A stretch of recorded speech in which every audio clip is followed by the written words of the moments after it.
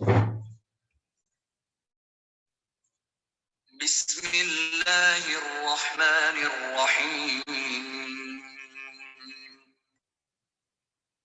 یا ایہا الذین آمنوا لا تقربوا الصلاة وأنتم سکارى حتى تعلموا ما تقولون ولا جنبا إلا عابري سبيل حتى تغتسلوا وإن كنتم مرضى أو على سفر أو جاء أحد منكم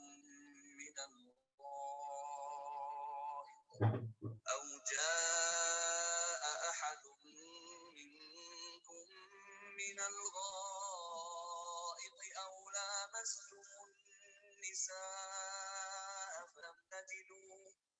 لامستم النساء فلم تجدوا ماء فتيمموا صعيدا طيبا فامسحوا بوجوهكم وأيديكم إن الله كان عفوا غفورا ألم تر إلى الذين أوتوا نصيبا من الكتاب يشترون الضلالة ويريدون أن تضلوا السبيل والله أعلم بأعدائكم وكفى بالله وليا وكفى بالله نصيرا من الذين هادوا يحرفون الكلم عن مواضعه ويقولون سمعنا وعصينا واسمع غير مسمع وراعنا ليا بألسنتهم وطعنا الدين ولو أنهم قالوا سمعنا وأطعنا واسمع وانظرنا لكان خيرا لهم وأقوم ولكن لعنهم الله بكفرهم فلا يؤمنون إلا قليلا يا أيها الذين أوتوا الكتاب آمنوا بما نزلنا مصدقا لما معكم من قبل أن نطمس وجوها فنردها على أدبارها أو نلعنهم كما لعنا أصحاب السبت وكان أمر الله مفعولا إن الله لا يغفر أن يشرك به ويغفر ما دون ذلك لمن يشاء ومن يشرك بالله فقد افترى إثما عظيما ألم تر إلى الذين يزكون أنفسهم بل الله يزكي من يشاء ولا يظلمون فتيلا انظر كيف يفترون على الله الكذب وكفى به إثما مبينا.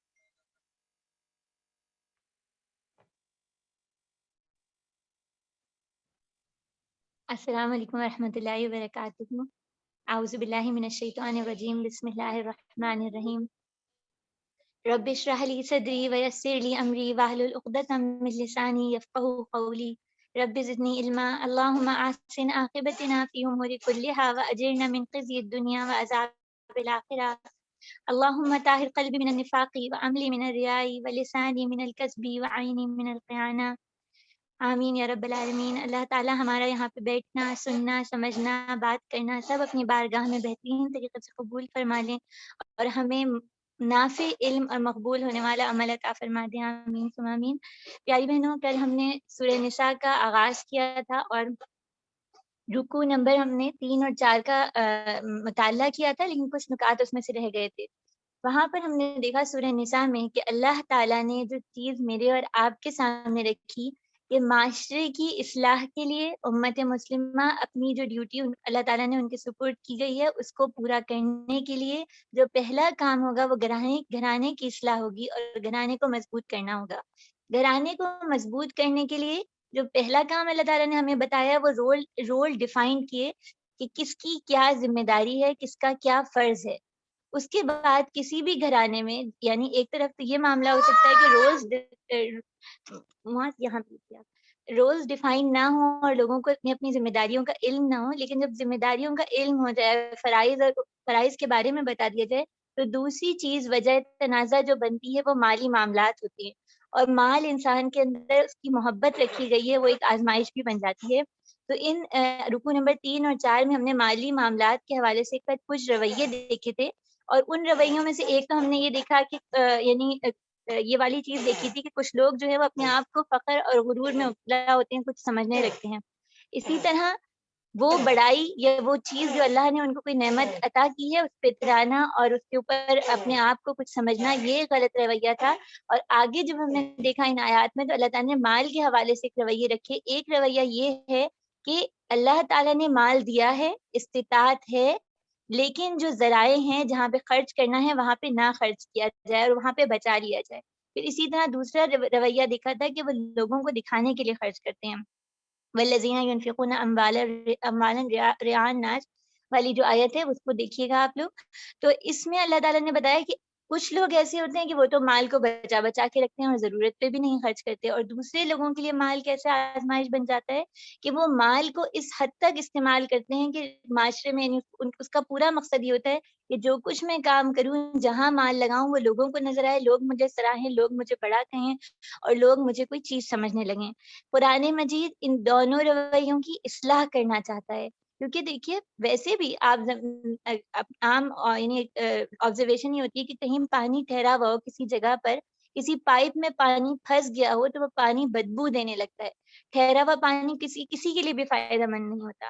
اور اسی طرح اگر پانی کا کوئی پائپ ایسا ہو جس کے اندر بے شمار چھید ہو، مستقل پانی رس رہا ہو، تو وہ اس سے رسنے والا پانی اور ہر جگہ سے نکلنے والا بھی تکلیف کا سبب بن جاتا ہے.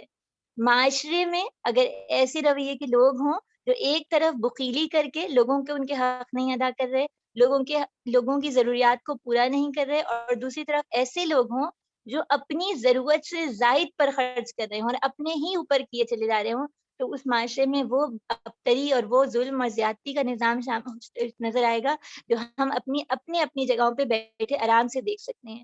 یعنی امت مسلمہ کا اس وقت ایک بڑا مسئلہ یہ ہو گیا ہے کہ یا تو مال بچا بچا کے رکھنا ہے یا اپنی آسائشوں پر اس حد تک خرچ کرنا ہے کہ لوگوں کی ضروریات کو بھول جائیں. اسلام ہمیں اس میں بھی اعتدال کا رویہ اختیار کرنے کو بتاتا ہے. اسلام ہے ہی دین اعتدال والا دین ہے، عدل والا دین ہے.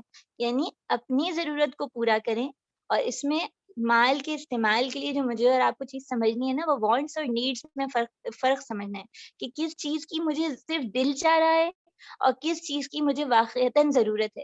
جب تک میں ضرورت پہ خرچ کرتی ہوں، اور ضرورت میں یہ ہو سکتا ہے کہ تھوڑی آسانی والی آسائش والی ضرورت ہو، لیکن نمائش اللہ تعالیٰ کو مطلوب نہیں ہے، نمائش اللہ کو پسند نہیں ہے. اور پھر ضرورت کے بعد جو انسان کی یعنی نیڈ سے بڑھ کے جو چیزیں ہیں اس پہ نظر ڈالنے سے پہلے آس پاس لوگوں کی نیڈس کو دیکھنا ہوگا کہ لوگوں کی ضروریات پوری ہو رہی ہیں. جہاں میں اپنی آسائشات کا انتظام کرتی چلی جا رہی ہوں. اور اس دور کا ایک جو بڑا فتنہ ہے نا، وہ کنزیومرزم ہے، سرمایہ دارانہ نظام کا پورا ایک کہنے چاہیے جیسے ایک طوفان ہوتا ہے. اس کی طرح پہلے تو یہ ہوتا تھا کہ بازار جائیں اور پھر ہی خریداری کی نوبت آتی تھی، لیکن اب بازار کو ایک تو انتہائی خوبصورت جگہ بنا دیا گیا ہے جہاں سے اللہ تعالیٰ نبی کریم صلی اللہ علیہ وآلہ وسلم نے جس جگہ کو ناپسند فرمایا ہے اس کو بہت ہی خوبصورت اور دل فریب گھومنے پھرنے کی جگہ بنا دیا گیا ہے. اور دوسری طرف بازار میرے اور آپ کے گھروں ہمارے ہاتھوں میں آ گیا ہے.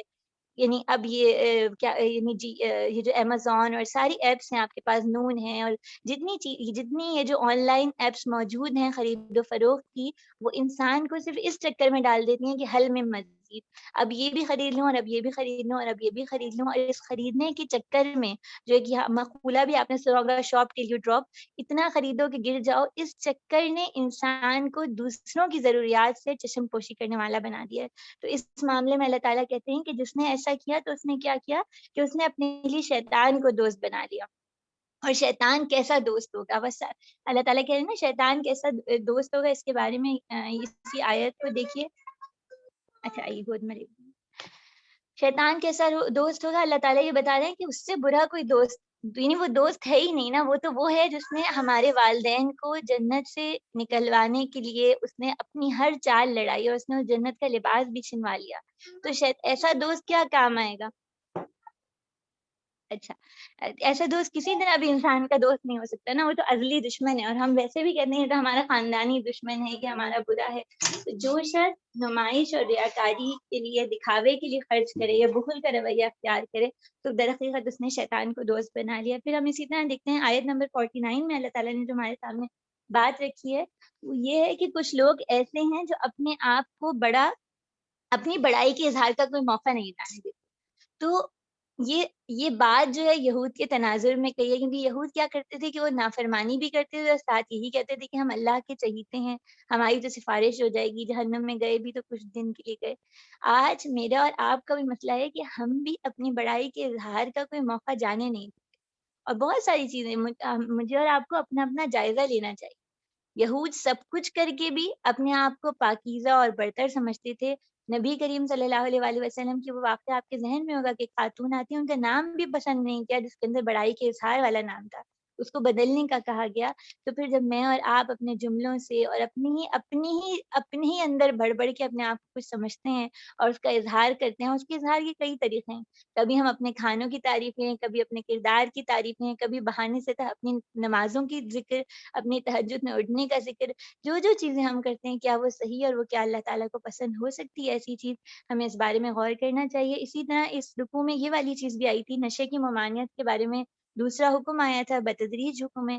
لیکن اس آیت پہ غور کیجیے گا، اللہ تعالیٰ نے کیا کہہ کے منع کیا تھا کہ تم جب نماز میں یعنی جب نشے کی حالت میں نماز میں جاتے ہو تو تمہیں یہ پتہ نہیں چلتا کہ تم کیا کہہ رہے ہو، تم ایسے جاؤ کہ تم حتی تعلموا مما یقولون، تمہیں پتہ چل جائے کہ تم کیا کہہ رہے ہو۔ میری اور آپ کی نماز، وہاں شراب کی ممانعت کا حکم آ رہا ہے، میری اور آپ کی نماز کیا واقعی ایسی ہوتی ہے کہ ہمیں پتہ چل رہا ہوتا ہے کہ ہم نماز میں کیا پڑھ رہے ہیں، یا نماز میں منہ سے کچھ کہہ رہے ہوتے ہیں اور دماغ اور دل کہیں مصروف ہوتے ہیں، کسی اور حساب کتاب میں لگے ہوتے ہیں؟ اس چیز کو ہمیں چیک کرنا چاہیے۔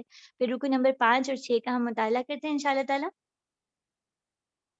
کیا تم نے ان لوگوں کو نہیں دکھا جنہیں کتاب کے علم میں سے کچھ حصہ دیا گیا ہے اور ان کا حال یہ کہ جبت اور طاغوت کو مانتے ہیں، اور کافروں کے متعلق کہتے ہیں ایمان والوں سے تو یہی سیدھے راستے پہ ہیں، ایسے ہی لوگ ہیں جن پہ اللہ نے لعنت کی، اور جس پہ اللہ لعنت کر دے پھر تم اس کا کوئی مددگار نہیں پاؤ گے۔ کیا حکومت میں ان کا کوئی حصہ ہے؟ اگر ایسا ہوتا یہ دوسروں کو ایک پھوٹی کوڑی تک نہیں دیتے، پھر یہ کیا دوسروں کے لیے حسد کرتے ہیں کہ اللہ نے انہیں اپنے فضل سے نواز دیا؟ اگر یہ بات انہیں معلوم ہے کہ ہم نے ابراہیم کی اولاد کو کتاب اور حکمت عطا کی اور ملک عظیم بخش دیا، مگر ان میں سے کوئی اس پر ایمان لایا، کوئی اس سے منہ موڑ گیا، اور منہ موڑنے والوں کے لیے تو بس جہنم کی بھڑکتی ہوئی آگ ہی کافی ہے۔ جن لوگوں نے ہماری آیات کو ماننے سے انکار کر دیا انہیں بالیقین ہم آگ میں جھونکیں گے، اور جب ان کی بدن کی کھال جل جائے گی تو اس کی جگہ دوسری کھال پیدا کر دیں گے تاکہ وہ خوب عذاب کا مزہ چکھیں۔ اللہ بڑی قدرت رکھتے ہیں اور اپنے فیصلوں کو عمل میں لانے کی حکمت جانتے ہیں۔ اللہ تعالیٰ ہم سب کو اس عذاب سے اپنی پناہ میں رکھیں۔ اور جن لوگوں نے ہماری آیات کو مان لیا اور نیک عمل کیا، ان کو ہم ایسے باغوں میں داخل کریں گے جن کے نیچے نہریں بہتی ہوں گی، جہاں وہ ہمیشہ رہیں گے، اور ان کے لیے پاکیزہ بیویاں ہوں گی اور انہیں گھنی چھاؤں میں رکھیں گے۔ مسلمانوں، اللہ تمہیں حکم دیتے ہیں کہ امانتیں اہل امانت کے سپرد کرو، اور جب لوگوں کے درمیان فیصلہ کرو تو عدل کے ساتھ کرو، اللہ تم کو نہایت عمدہ نصیحت کرتے ہیں، اور یقیناً اللہ سب کچھ سنتے اور دیکھتے ہیں۔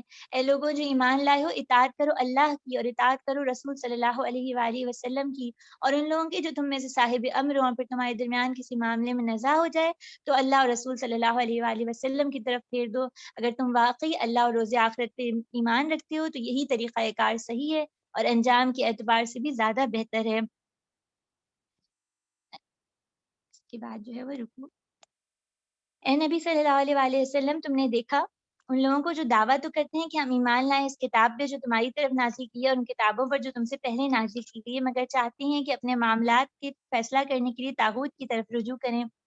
حالانکہ انہیں طاغوت سے کفر کرنے کا حکم دیا گیا تھا، شیطان انہیں بھٹکا کے راہ راست سے بہت دور لے جانا چاہتا ہے، اور جب ان سے کہا جاتا ہے اس چیز کی طرف آؤ جو اللہ نے نازل کی اور رسول صلی اللہ علیہ وآلہ وسلم کی طرف آؤ، تو منافقوں کو تم دیکھتے ہوئے تمہاری طرف آنے سے کتراتے ہیں۔ تو اس وقت کیا ہوگا جب ان کے اپنے ہاتھوں کی لائی ہوئی مصیبت ان پر آ پڑتی ہے؟ اس وجہ تمہارے پاس قسمیں کھاتے ہوئے آتے ہیں اور کہتے ہیں اللہ کی قسم، ہم تو صرف بھلائی چاہتے تھے اور ہماری نیت تو یہی تھی کہ فریقین میں کسی طرح موافقت ہو جائے۔ اللہ جانتا ہے جو کچھ ان کے دلوں میں، ان سے تعرض مت کرو، انہیں سمجھاؤ اور ایسی نصیحت کرو جو ان کے دل میں اتر جائے۔ انہیں بتاؤ کہ ہم نے جو رسول بھیجا ہے اس کی بجائے کہ اس نے خداوندی کی بنا پر اس کی اطاعت کی جائے۔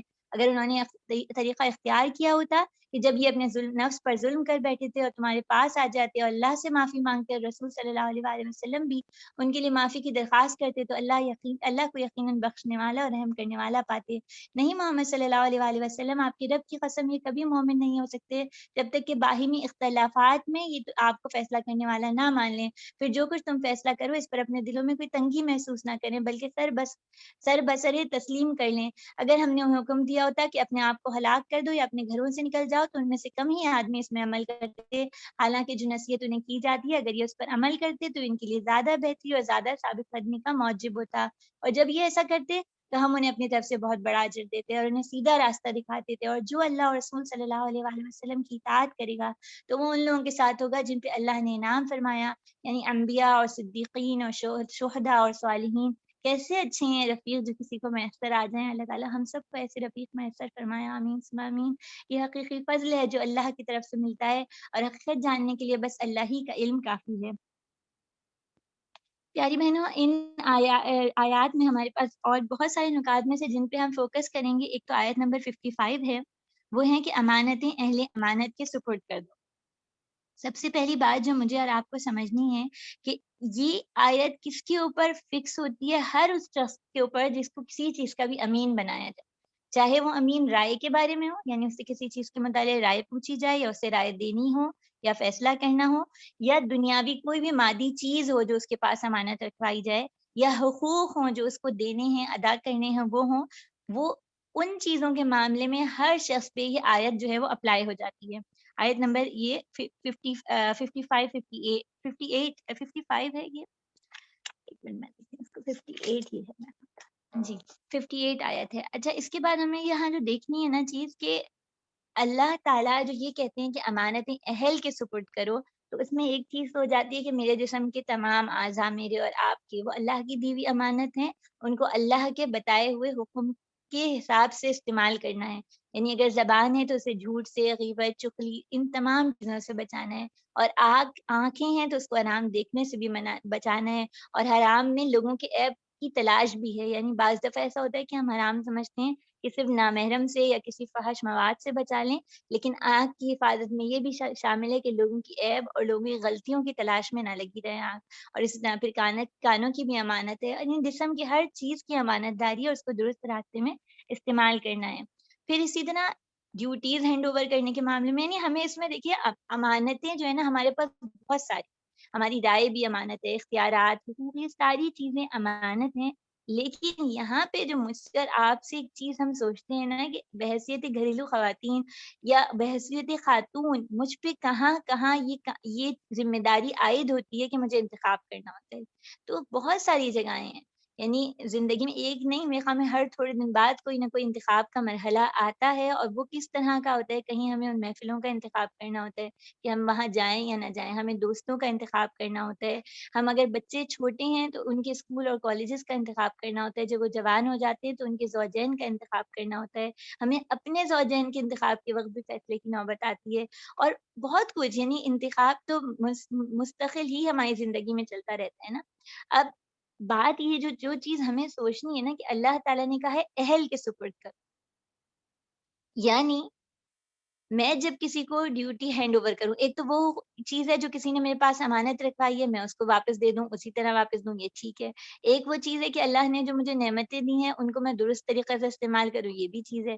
اب ایک امانت ایسی ہے ذمہ داری کے طور پہ کہ وہ ذمہ داری مجھے کسی کو دینی ہے، تو اس کے اوپر ایک کرائیٹیریا اللہ تعالیٰ نے ہمارے سامنے اس وقت بھی رکھا تھا جب طالوت کا ذکر آیا تھا سورہ بقرہ میں، کہ کس بنیاد پہ ہم سلیکشن کریں گے. ہم بحیثیت مسلمان ہمیں یہ جو چیزیں دیکھنی ہوں گی، پہلی چیز یہ ہوگی سوالیت، یعنی کرپشن فری شخص ہوگا وہ اس کے اندر اللہ کا تقوی ہوگا، اللہ سے ڈرنے والا ہوگا. جب یہ والی خصوصیت ہوگی، یہ ہر ذمہ داری کے، چاہے میں اپنی بہو کو منتخب کرنے والی ہوں، چاہے میں کسی اور، یعنی ووٹ کا معاملہ ہے، ووٹ دینے جانی ہوں، تو ہر جگہ یہ دیکھوں کہ جس شخص کو میں انتخاب کر رہی ہوں، منتخب کر رہی ہوں، کہ اس کے اندر اللہ کا تقوی ہے، اس کے ساتھ اس کا معاملہ اللہ کے ساتھ کیسا ہے. اور یہ دیکھنا مشکل ہے لیکن دیکھا جا سکتا ہے. پھر اسی طرح دوسری چیز اس کے اندر جو دیکھنی ہوگی منتخب کرتے ہوئے کسی شخص کو، کہ اس کے اندر اسکل بھی ہے، صلاحیت بھی ہے اس کام کی. یعنی ہم دنیا کے معاملے میں ڈاکٹر کے پاس جاتے ہیں تو اگر کان کا انفیکشن ہے تو اسی کے پاس جائیں گے، اور اگر یعنی کپڑے سلوانے ہیں تو ٹیلر کے پاس جائیں گے، یا جس گروسری کرنی ہے تو وہاں پہ جائیں گے جہاں پہ گروسری کے سامان ملتا ہے. اور ہر جگہ پہ ہم جہاں وہ چیز مناسب مل رہی ہوتی ہے اس فرد یا اس جگہ پر جاتے ہیں. ذمہ داریوں کے حوالے سے بھی مجھے اور آپ کو یہ دیکھنا ہے کہ جب ہم کسی شخص کو وہ ڈیوٹی ہینڈ اوور کریں تو اس کے اندر اس کی اسکل موجود ہے یا نہیں ہے. اور پھر استطاعت بھی دیکھنی چاہیے. یعنی بعض دفعہ ہم صلاحیت اور صالحیت دیکھ لیتے ہیں، استطاعت بھول جاتے ہیں. اور اگر استطاعت یعنی اگر صالحیت ہے اور صلاحیت ہے تو استطاعت دیکھنے سے کیا ہوتا ہے کہ ایک شخص میں ہے لیکن وہ اس کے اوپر پہلے ہی بہت سارے کام ہیں، بہت ساری ذمہ داریاں ہیں، تو اس سے جب ہم مزید اس کے اوپر کوئی کام ڈال دیتے ہیں، اور یہ اپنے گھر میں بھی دیکھ لیجیے، میاں بیوی کے رشتے میں بھی ہوتا ہے اور دیگر معاملات میں بھی، استطاعت سے بڑھ کے کسی کے اوپر بوجھ نہ ڈالیں، وہ بھی اس چیز میں شامل ہو جائے گا. اور دیکھیے باقی ساری چیزیں ایک طرف، جو میرے اور آپ کے پاس سب سے بڑی امانت ہے وہ کلمہ لا الہ الا اللہ محمد رسول اللہ. میری اور آپ کے پاس بہت بڑی امانت کیا ہے؟ اللہ کی کتاب ہے. اگر میرے پاس ایک آیت بھی اللہ کی پہنچ جاتی ہے تو اس کے بعد اس امانت کی حق ادائیگی کیا ہے کہ میرا عمل ویسا ہی ہو جائے جیسے کہ اللہ تعالیٰ کو مطلوب ہے. اور اس امانت کی، کہ میں نے کہا ہے لا الہ الا اللہ محمد رسول اللہ، تو اس کی ادائیگی کیا ہے کہ اس کلمے کو میں آگے لوگوں تک ٹرانسفر کروں. اور یہ صرف منہ سے کہہ کے نہیں ہوتا، اس کے لیے اپنے عمل کو تبدیل کرنا پڑتا ہے. اور اس کے لیے یہ وہی چیز ہے کہ یہ شہادت بھی ہے، یہ گواہی بھی ہے، اور یہ امانت کو ہینڈ اوور درست طریقے سے کرنا بھی شامل ہے. پھر اسی آیت کے اندر دیکھیے اللہ تعالیٰ نے ایک اور چیز جو کہی ہے، اس میں بھی کہا تھا تحکم، تمہیں حکم دیتے ہیں اللہ تعالیٰ. یہاں پہ حکم ہے، اللہ کا حکم ہے. ہم نے بتدریج دیکھا کہ جو آیت آ رہی ہے وہ انسان کے فائدے اور انسان کے سکون کا ذریعہ بن رہی ہے. تو یہاں پہ بھی امانت اہل کو سپرد کرنا، اور دوسرا حکم ہے ان تحکموا بالعدل، اور جب تمہیں فیصلہ کرنا ہو تو عدل کے ساتھ کرو. یہ دونوں چیزیں بھی جن گھروں میں، جن معاشروں میں اپنائی جاتی ہیں، وہاں پہ سکون اور اطمینان ہو جاتا ہے. اور عدل کا معاملہ کیا ہے کہ حقدار کو اس کا حق دیا جائے. اور ہم عدل کو یہ تو سمجھتے ہیں، ہمارے سامنے وہ بات بھی آ جاتی ہے کہ وہ جو فاطمہ بنت مخزوم والا واقعہ تھا کہ ایک بڑے خاندان کی خاتون ہے تو ان کو بھی وہی سزا ہوگی جو کسی اور شخص کو ہوگی. یعنی سزا کے معاملے میں کسی کے خاندان، کسی رتبے، کسی اسٹیٹس کے بنیاد پہ فرق نہیں ہوگا. یہ چیز تو ہم سمجھتے ہیں، لیکن ایک عدل جو بحیثیت خاتون ہم سب کے کردار میں کمی آ جاتی ہے کہ ہمیں لوگوں کے ساتھ معاملات میں، لوگوں کے ساتھ رویے میں، اس میں بھی عدل والا، لوگوں کے بارے میں رائے قائم کرنے میں بھی عدل ہونا چاہیے. یعنی ناحق بات کرنا، ایک طرف جھک جانا، دوسرے کو صریح غلط کہنا، دوسرے کے اندر صرف کیڑے نظر آنا، اس رویے کی مجھے اور آپ کو اصلاح کرنی ہوگی. اور اس میں تمام چیزیں، انداز گفتگو بھی، بعض دفعہ ہماری گفتگو عدل سے خالی ہوتی ہے. یعنی ہم اس پہ آپ سب یہ سارے پوائنٹس اس لیے ہوتے ہیں، دورہ قرآن مختصر ہوتا ہے، اس پہ آپ بیٹھ کے غور کیجیے کہ کہاں ہماری گفتگو میں، کہاں ہمارے معاملات میں، چاہے وہ سسرالی اور میکے کے اندر، سسرال اور میکے میں فرق کرنے کے معاملے میں عدل خواتین کا کم اور زیادہ ہو جاتا ہے، اور کبھی جو ہے وہ ساس اور بہو کے معاملے میں عدل کے رویے میں فرق آ جاتا ہے، اور اولاد کے معاملے میں آ جاتا ہے. جو اولاد زیادہ فرما بردار ہوتی ہے، والدین اس کی طرف جھک جاتے ہیں. اور شوہر کے معاملے میں، یعنی شوہر کی بہت ذرا سی کسی چیز پہ کوئی ناراضگی ہوتی ہے اور اس کی تمام خوبیوں سے انکار کر کے اس کی خامیاں نظر آنے لگتی ہیں، تو عدل کے رویے کو مجھے اور آپ کو تلاش کرنا ہے. اور اس آیت کے اختتام کی طرف اس بات کو سمجھیے گا کہ کبھی بھی آپ اسی کو دیکھ لیجئے، فلو ایک شخص کو ہو تو کوئی مسئلہ نہیں ہے. آج پوری دنیا ایک وبا میں مبتلا ہوئی ہے تو شہر کے شہر بند کر دیے جاتے ہیں، کبھی کھول دیے جاتے ہیں، معیشت بیکار ہوئی جا رہی ہے، لوگوں کی جابس ختم ہو رہی ہیں. کیوں؟ کیونکہ پوری دنیا اس وبا میں مبتلا ہے. تو جب امانتیں اہل امانت کو نہ دی جائیں، اور جب فیصلے عدل کے ساتھ نہ ہوں، نہ گھروں کے اندر، نہ معاشرے میں، نہ عدالتوں میں، تو پھر وہی کچھ ہوتا ہے. نہیں, بیماری اس حد تک پھیل چکی ہے کہ اقدامات بھی بہت سخت کرنے پڑتے ہیں. اور اس کے لیے پھر وہی بات ہے کہ ہم سب کو, یعنی ہمارے سامنے وہ حدیث بھی رہنی چاہیے نا کہ قیامت سے پہلے یہ معاملہ ہوگا تو ہمیں اپنی اپنی دائروں میں اصلاح کی کوشش کرتے رہنا چاہیے. پھر ان آیات میں جو بہت ایک کے بعد ایک آیت آئی, وہ اللہ کے رسول صلی اللہ علیہ وآلہ وسلم کی اطاعت کے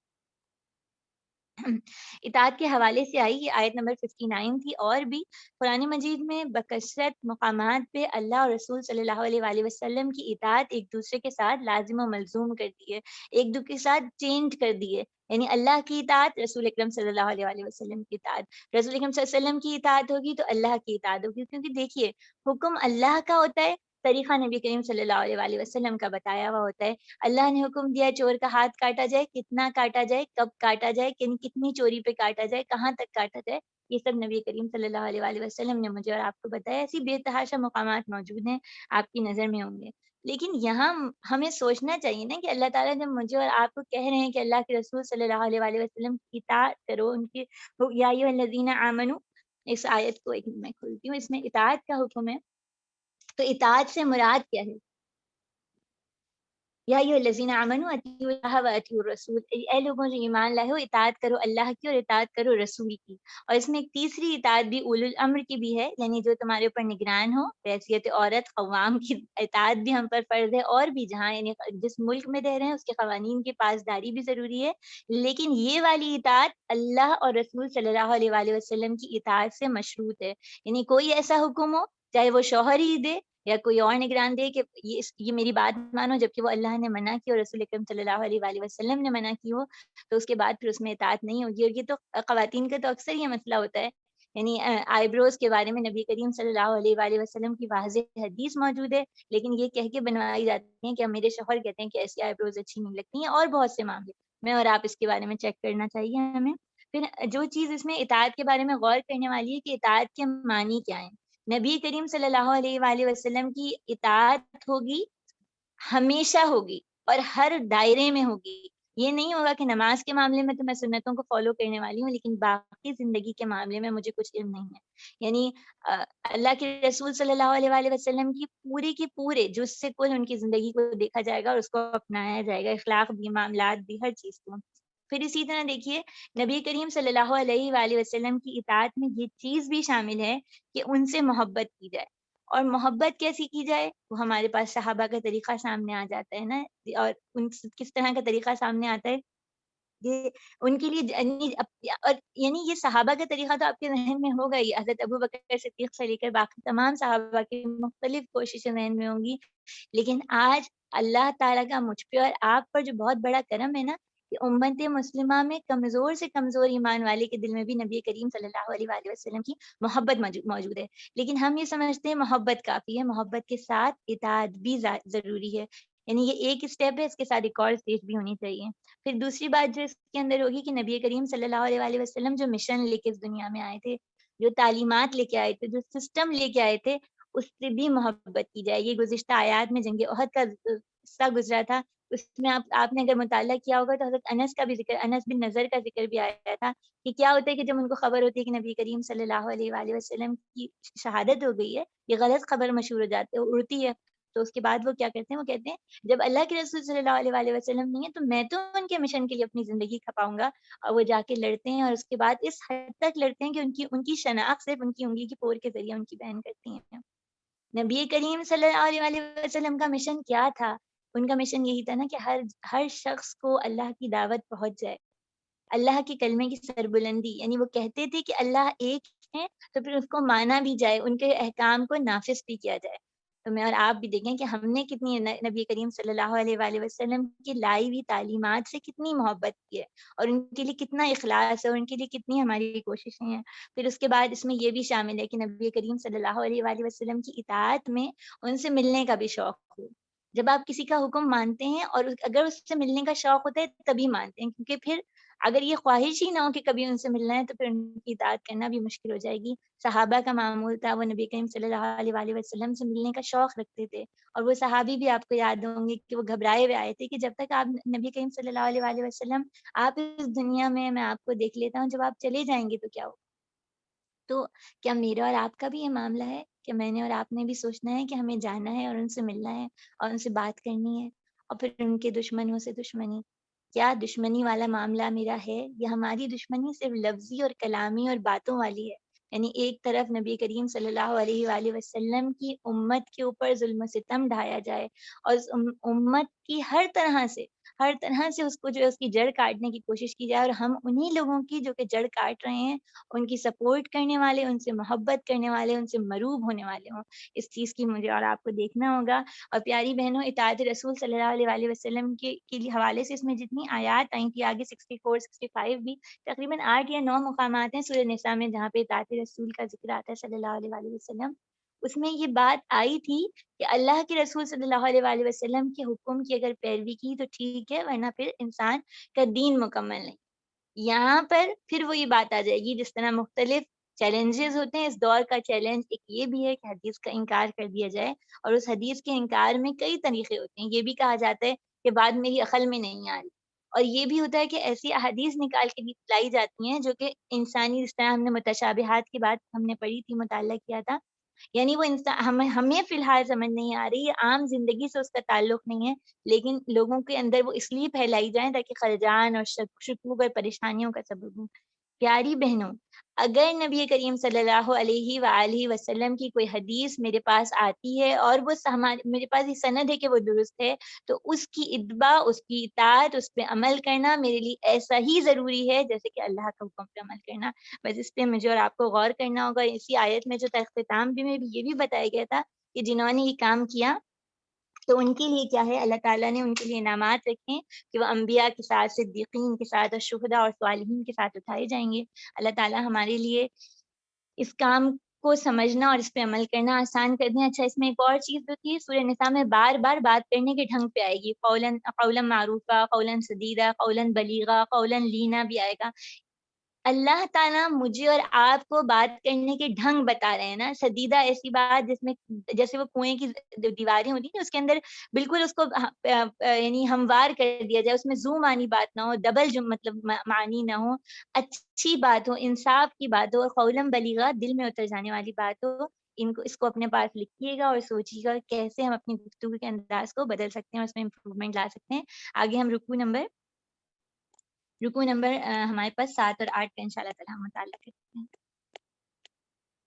اے لوگوں جو ایمان لائے ہو، مقابلے کے لیے ہر وقت تیار رہو، پھر جیسا موقع ہو الگ الگ رستوں کی شکل میں نکلو یا اکٹھے ہو کے نکلو. ہاں، تم میں کوئی ایسا آدمی ہے جو لڑائی سے جی چراتا ہے، اگر تم پر کوئی مصیبت آئے تو کہتا ہے اللہ نے مجھ پر بڑا فضل کیا، ان لوگوں کے ساتھ نہ کیا، اور اللہ کی طرف سے تم پر فضل ہو تو کہتا ہے کہ گویا تمہارے اور اس کے درمیان محبت کا کوئی تعلق ہی نہیں تھا، کاش میں ان کے پاس ہوتا تو بڑا کام بن جاتا. ایسے لوگوں کو معلوم ہو کہ اللہ کی راہ میں لڑنا چاہیے ان لوگوں کو جو آخرت کے بدلے میں دنیا کی زندگی خرید رہے ہیں اور پھر جو آخرت کی بدلے دنیا کی زندگی کو فروخت کر رہے ہیں. پھر جو لوگ اللہ کی راہ میں لڑے اور مارے جائیں یا غالب رہیں، انہیں ضرور اجر عظیم عطا کریں گے. آخر کیا وجہ ہے تم اللہ کی راہ میں ان بے بس مردوں، عورتوں اور بچوں کی خاطر نہ لڑو جو کمزور پا کر دبا دیے گئے ہیں، اور فریاد کریں خدایا ہم کو اس بستی سے نکال جس کے باشندے ظالم ہیں، اور اپنی طرف سے ہمارے لیے کوئی حامی و مددگار پیدا کر دیجیے. جن لوگوں نے ایمان کا راستہ اختیار کیا وہ اللہ کی راہ میں لڑتے ہیں، اور جنہوں نے کفر کا راستہ اختیار کیا وہ طاغوت کے راستے میں لڑتے ہیں. پس شیطان کے ساتھیوں سے لڑو اور یقین جانو کہ شیطان کی چالیں حقیقت میں نہایت کمزور ہیں. تم نے ان لوگوں کو بھی دیکھا جن سے کہا گیا اپنے ہاتھ روکے رکھو اور نماز قائم رکھو اور اور زکات دو. اب جو انہیں لڑائی کا حکم دیا گیا تو ان میں سے ایک فریق کا حال یہ ہے کہ لوگوں سے ایسا ڈر رہے ہیں جیسے اللہ سے ڈرنا چاہیے. اس سے بھی کچھ بڑھ کے کہتے ہیں خدایا ہم پہ لڑائی کا حکم کیوں لکھ دیا، کیوں نہ ہمیں کچھ اور مہلت دی. ان سے کہو دنیا کا سرمایہ زندگی تھوڑا ہے اور آخرت ایک خدا طرز انسان کے لیے زیادہ بہتر ہے. تم پر ظلم ایک شمع برابر بھی نہ کیا جائے گا. رہی موت تو جہاں بھی تم ہوگے بہرحال تمہیں آ کے رہے گی، اور تم کیسی مضبوط عمارتوں میں. اور اگر کوئی فائدہ پہنچتا ہے تو کہتے ہیں اللہ کی طرف سے ہے، اور اگر کوئی نقصان پہنچتا ہے تو کہتے ہیں تمہاری بدولت ہے. تو وہ سب کا سب اللہ کی طرف سے ہے. آخر ان لوگوں کو کیا ہو گیا ہے، کوئی بات ان کی سمجھ میں نہیں آتی. اے انسان، تجھے جو بھلائی بھی حاصل ہوتی ہے اللہ کی عنایت سے ہوتی ہے، اور جو مصیبت تجھ پہ آتی ہے وہ اپنے کسب اور عمل کی بدولت ہے. اے نبی کریم صلی اللہ علیہ وآلہ وسلم، ہم نے آپ کو لوگوں کے لیے رسول بنا کے بھیجا، اس پر اللہ کی گواہی کافی ہے. جس نے رسول کی اطاعت کی اس نے دراصل اللہ کی اطاعت کی، اور جو منہ موڑ گیا تو بہرحال ہم نے تمہیں ان لوگوں کو پاسبان بنا کر نہیں بھیجا. وہ منہ پہ کہتے ہیں متیوں فرمان ہے، مگر جب آپ کے پاس سے نکلتے ہیں تو ایک گروہ راتوں کو جمع ہو کے تمہاری باتوں کے خلاف مشورے کرتا ہے، اللہ ان کی یہ ساری خرگوشیاں لکھ رہا ہے، تم ان کی پرواہ نہ کرو، اللہ پر بھروسہ کرو، وہی بھروسے کے لیے کافی ہیں۔ کیا یہ لوگ قرآن پر غور نہیں کرتے؟ اگر یہ اللہ کے سوا کسی اور کا ہوتا تو اس میں بہت اختلاف پایا جاتا، اور یہ لوگ جہاں کوئی اطمینان بخش یا خوفناک بات سنتے ہیں اسے لے کر پھیلا دیتے ہیں، حالانکہ اگر یہ اسے رسول اپنی جماعت کے ذمہ دار اصحاب تک پہنچائیں تو وہ ایسے لوگوں کے علم میں آ جائے جو ان کے درمیان اس بات کی صلاحیت رکھتے ہیں، اس سے صحیح نتیجہ اخذ کر سکیں، تو تم لوگوں پر اللہ کی مہربانی اور رحمت نہ ہوتی کہ معدود چند کے سوا تم سب شیطان کے پیچھے لگے ہوتے۔ بس اے نبی صلی اللہ علیہ وآلہ وسلم، آپ اللہ کی راہ میں لڑیے، اپنی ذات کے سوا کسی اور کے لیے ذمہ دار نہیں، البتہ اہل ایمان کو لڑنے کے لیے اکسائیے۔ بعید نہیں کہ اللہ کافروں کا زور توڑ دے، اللہ کا زور سب سے زبردست اور اس کی سزا سب سے سخت ہے۔ اور جو بھلائی کی سفارش کرے گا وہ اس میں سے حصہ پائے گا، اور جو برائی کی سفارش کرے گا وہ اس میں سے حصہ پائے گا۔ اللہ ہر چیز پہ نظر رکھنے والے ہیں، اور جب کوئی احترام کے ساتھ تمہیں سلام کرے تو اس کو بہتر طریقے سے جواب دیا کرو، کم از کم اسی طرح اللہ ہر چیز کا حساب لینے والے ہیں۔ اللہ وہ ہیں جس کے سوا کوئی رب نہیں، وہ تم سب کو قیامت کے دن جمع کریں گے جس کے آنے میں کوئی شبہ نہیں، اور اللہ کی بات سے بڑھ کر سچی بات اور کس کی ہو سکتی ہے۔ ہمارے پاس یہاں پہ آیت نمبر 74 سے لے کر 76 تک قتال کے متعلق آیات آتی ہیں، اور ان کے بارے میں ہے کہ 74 یہ قتال کے بارے میں بس آیات آتی ہیں، اور یہ ان کے حوالے سے یہ آتا ہے کہ نبی کریم صلی اللہ علیہ وآلہ وسلم جب مدینہ آ گئے تھے تو مکہ میں بہت سے مسلمان موجود تھے جو کمزور تھے اور ہجرت نہیں کر سکتے تھے۔ اللہ کے رسول صلی اللہ علیہ وآلہ وسلم ان کے لیے دعا بھی کرتے تھے، ان کی فکر میں رہتے تھے، تو اسی حوالے سے یہ آیت آتی ہے۔ یہاں اللہ تعالیٰ کس طرح پکار کے کہہ رہے ہیں، یعنی وَمَا لَكُمْ لَا تُقَاتِلُونَ، کیا ہے، یہ تعجب کا اظہار ہے کہ تمہارے لیے کیا ہے جو تم نہیں اللہ کی راہ میں جہاد کرتے ہو، اللہ کی راہ میں کوشش نہیں کرتے ہو۔ اور اوپر کی آیت میں دیکھیے گا فَلْيُقَاتِلْ یہ اچھا، یہ اسی کو دیکھتے ہیں ہم، اس میں یہاں اللہ تعالیٰ پکار کے کہہ رہے ہیں کہ اللہ کی راہ میں کوشش کیوں نہیں کرتے ہو۔ پیچھے ہم نے اطاعت رسول صلی اللہ علیہ وآلہ وسلم کے بعد جب کی تھی تو اس میں یہ چیز بھی شامل ہے کہ اللہ کے رسول صلی اللہ علیہ وآلہ وسلم کی اطاعت کے لیے ان کی امت سے محبت کی جائے گی، اس امت کی مدد کی جائے گی، اس کی اصلاح کی فکر کی جائے گی، اس کے لیے متفکر رہا جائے گا۔ نبی کریم صلی اللہ علیہ وآلہ وسلم کی احادیث سے بھی مجھے اور آپ کو یہی رویہ پتہ چلتا ہے کہ کتنا یعنی مسلمان ایک جذب واحد کی طرح، وہ تمام احادیث آپ کے ذہن میں ہوں گی۔ اللہ تعالیٰ مجھے اور آپ کو یہ بتا رہے ہیں کہ جو اللہ کی راہ میں محنت کرنے والے ہوتے ہیں ان کا مقصد کیا ہوتا ہے۔ ان کا مقصد دنیا کی کامیابی نہیں ہوتا، ان کی مقصد واہ واہ نہیں ہوتا، ان کا مقصد اپنے آپ کو بلند نہیں کرنا ہوتا، بلکہ ان کا مقصد کیا ہوتا ہے، اللہ کی رضا پانا، آخرت میں کامیابی اور اللہ کے کلمے کو بلند کرنا۔ اور اسی طرح اس کا فائدہ جو اللہ تعالیٰ نے بتایا ہے ان آیات میں، وہی کہ ان کو پھر ایک ایسی جنتیں ملیں گی جو دائمی ہیں، ابدی ہیں، اور وہ ختم ہو جانے والی نہیں۔ لیکن یہ کام بہت مشکل ہے، یہ کام آسان نہیں۔ پیچھے ہم نے دیکھا کہ مال جو ہے انسان کو، مال کا غلط استعمال اس کو زندگی میں ہی پھنسا دیتا ہے، اس کا ساتھی شیطان بن جاتا ہے، اور شیطان اسے کسی صحیح راستے کی طرف رہنمائی نہیں کرتا۔ اور پھر ہم نے اس وقت یہ بھی سوچا تھا نا کہ ہمارے اپنے معاملات کیا ہیں، ہم خود کس طرح مال کے استعمال کرنے اور مال کے لیے کھپنے والے بن رہے ہیں۔ تو آج اس وقت امت مسلمہ کی حالت کیا ہے؟ کچھ تصاویر آپ کے سامنے ہیں، ان کو بھی غور کیجیے گا۔ اس میں ایک چھوٹے سے معصوم بچے کی بھی تصویر ہے، اور اس میں بوسینیا کی ان انگنت خبروں کی بھی تصویر ہے۔ بوسینیا کو کے واقعے کو بھی اب کتنے عرصہ گزر چکا ہے، اور آج بھی، یعنی آج صبح کی بھی روہنگا کے مسلمانوں کی نیوز آئی تھی کہ ایک ان کی کشتی سمندر میں کھوئی ہوئی ہے اور ان کی تلاش جاری ہے۔ بوسینیا میں کیا ہوا؟ یہ اتنی زیادہ خبریں ہیں، سب سے بڑا کہتے ہیں یورپ کی تاریخ کا میسیکر تھا، اور اس کے اندر آپ کے سامنے ایک ٹینس کی تصویر ہوگی۔ بوسینیا کی جب وار ہوئی ہے تو اس کے دوران ان قوموں سے جن سے ہم بہت مروب ہیں، ان کے جیسا بننا چاہتے ہیں، ان کی تہذیب کو اپنانا چاہتے ہیں، ان انسان دوستوں نے ہیلی کاپٹر یعنی امدادی جہازوں کے ذریعے یہ ٹینس گرائے تھے، اور یہ دنیا کے وہ ٹن ہیں جو میرے اور آپ کے منہ پہ تماچا ہے۔ ان ٹن کے اندر ایکسپائرڈ فوڈ تھی جنگ عظیم کی بچی کی، اور اس کے بارے میں کہا جاتا ہے کتے اور بلی بھی اس کھانے کو نہیں کھاتے۔ یہ بوسنیا کے مسلمانوں کی مدد کی جا رہی تھی، نیچے سے مارا جا رہا تھا، اوپر سے خوراک گرائی جاتی تھی، اور کہا جاتا تھا ہم بہت انسان دوست ہیں۔ اور میں اور آپ اس وقت کیا کر رہے تھے، اور میں اور آپ اب کیا کر رہے ہیں؟ اللہ تعالیٰ یہ کہتے ہیں فَلْيُقَاتِلْ فِي سَبِيلِ اللَّهِ، اللہ کی راہ میں کوشش کرو، جہاد کرو، اپنی جانوں اپنے مالوں کو کھپاؤ. میں اور آپ کیا کہہ رہے ہیں، ہمیں تو شاید اس چیز کا احساس بھی نہیں ہے. ہماری زندگیاں شادیوں پر اور شادیوں کی تیاریوں پر، کھانوں کی ریسپیز سیکھنے اور کھانوں ہی پہ لگانے پر، اور ان مالز کا چکر لگانے پر، اور کس کس چیز پر. یعنی امت مسلمہ کا اس وقت کوئی ایک طرف سے زوال کا شکار نہیں ہے. ایک طرف آسائش اور نمائش ہے، اور آسائش کی تو حد یہ ہے، انسان کبھی بھی آپ جتنا، یعنی وہ کہانی ہم سب بچپن سے سنتے آ رہے ہیں کہ وہ ایک شہزادی ہوتی ہے اور مٹر اس کے بستر میں رکھ دیا جاتا ہے، وہ مٹر کی بنیاد پہ نہیں سو پاتی اور بتایا جاتا ہے وہ اصلی شہزادی ہے. جسم کو جتنا آرام کا عادی بنائے اتنا عادی ہو جاتا ہے کہ وہ ایک مٹر کو نہیں سنبھال پاتا، ایک مٹر کی بنیاد پہ بے خوابی ہو جاتی ہے. اور دوسری طرف، ایک طرف تو ایسے حملہ ہے نا، یعنی خون بہایا جا رہا ہے زمین سے. یعنی اس وقت تقریباً 8 کے قریب مسلمان ممالک ہیں جو خطۂ زمین پہ موجود ہیں. ذرا سوچ ان کا نام ڈھونڈیے گا، یہ ہوم ورک ہے آج کا. وہ زمین پر موجود ہیں لیکن وہ موجود نہیں ہے، وہ ختم ہو چکے ہیں. وہ کون سے 8 ممالک ہیں؟ کیا مجھے پتہ ہے یا میرے گھر کے افراد کو پتہ ہے وہ کون سے ہیں؟ اور دوسری طرف صرف ایک وار یہ نہیں ہے.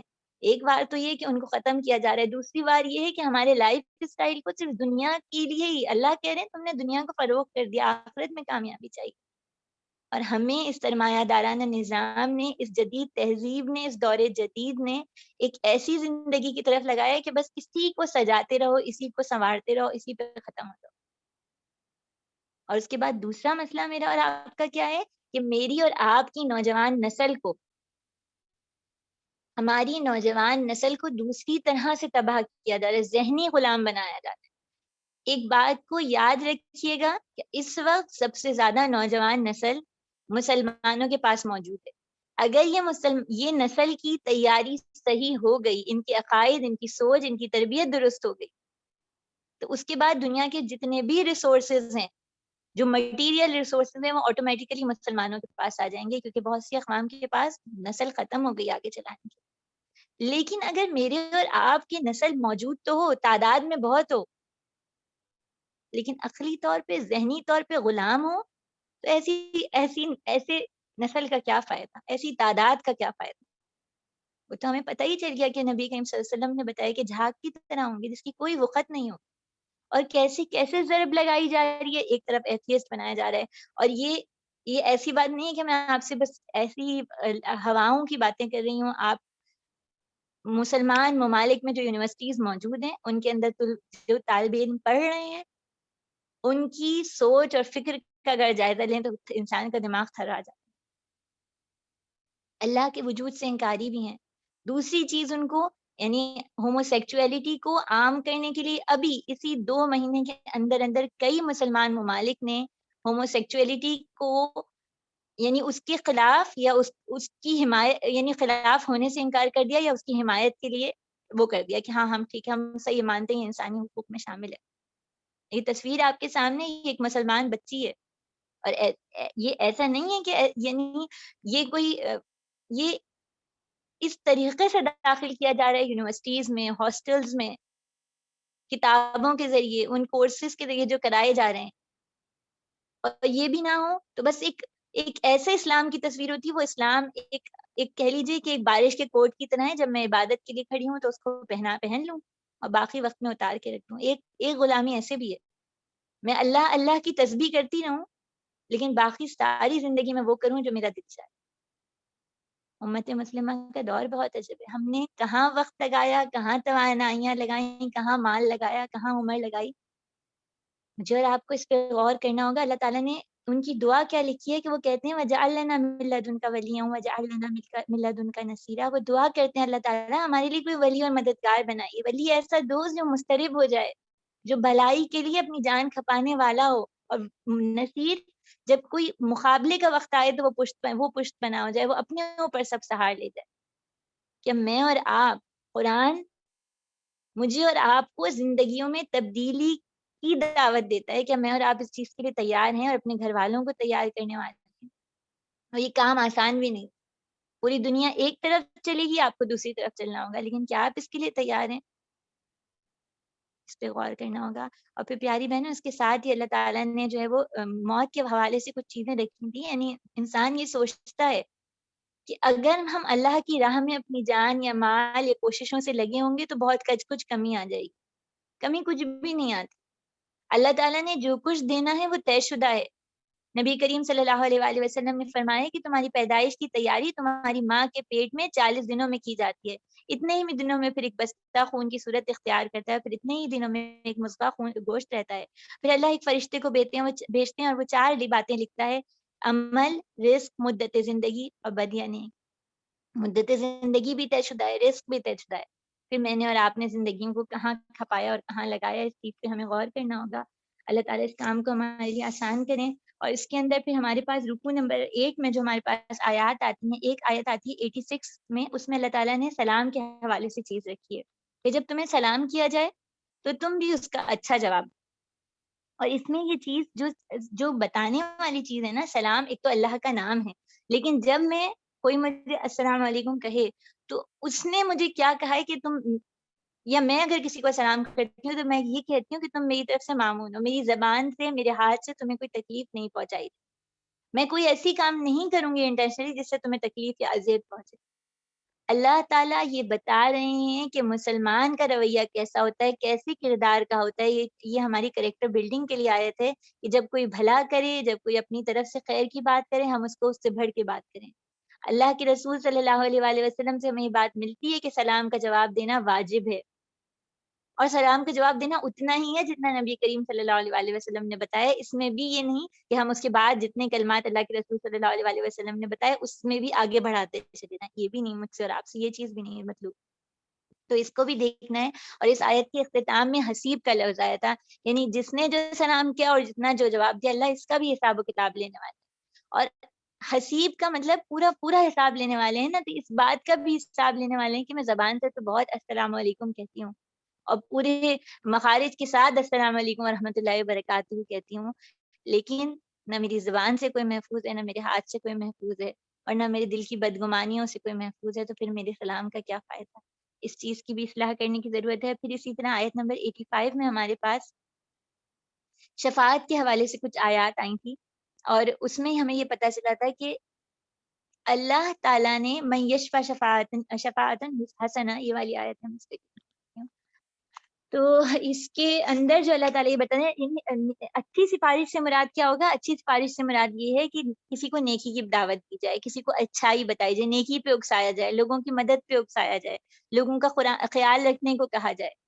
تو اللہ تعالیٰ یہ بتاتے ہیں کہ جو کوئی کسی کو اچھی بات پہنچاتا ہے اور دوسرا شخص اس پہ عمل کرتا ہے، تو جب تک وہ شخص عمل کرتا رہے گا، وہ اس شخص کے نامہ اعمال میں نیکی کے طور پہ لکھا جاتا رہے گا. یعنی ایک جاری و ساری چشمہ ہے. ہمیں اور آپ جائزہ لیں کہ ہم اچھی باتوں کی طرف لوگوں کی توجہ کروانے والے ہیں، لوگوں کی توجہ مبذول کروانے والے ہیں، اور اپنی بھی، اور پھر اپنے گھر میں سب سے پہلے، اور پھر اس کے بعد گھر کے باہر. تو کیسے کیسے ہم اچھے کاموں میں اپنا حصہ ڈال سکتے ہیں، اس پہ غور کریں. اور دوسری طرف اللہ تعالیٰ نے یہ چیز بھی لکھ دی ہے کہ جس نے کوئی برائی کی اس سے بھی اس کا حصہ مل جائے گا. جس نے برائی کی سفارش کی اس سے بھی اس کا حصہ مل جائے گا.